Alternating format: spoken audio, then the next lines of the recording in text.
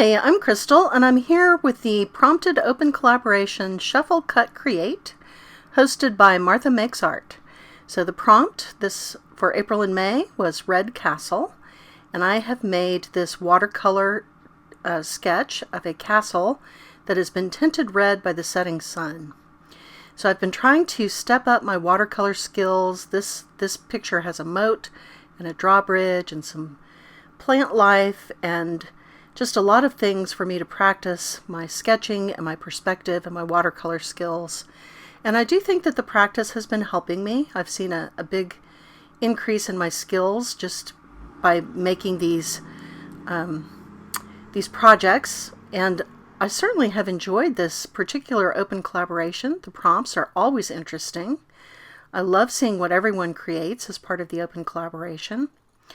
So my red castle was prompted by looking up a reference photo, so I'm going to show you my reference photo. So I think I did a pretty good job of capturing the feel of this photo. Clearly I still have a little bit of work to do on perspective and color, but on the whole I was pretty pleased with how I captured this castle that was tinted red in the setting sun. So as I've been working my way through the practice sessions, I have been using the world's cheapest watercolor. The 36 pan set that you see everywhere. Artist Loft is one brand that you see at Michael's. These are very inexpensive and they're perfectly fine paints. I don't feel like I'm using my good supplies though, and so I think for future projects I may break out the slightly better paints, see if I can get some more vivid color. But I really enjoyed this project, and I am looking forward to seeing everyone else's creation for Red Castle.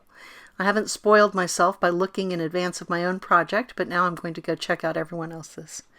So I'd like to thank Martha for hosting, and I would like to thank you for joining me today. I hope you have a wonderful crafty day.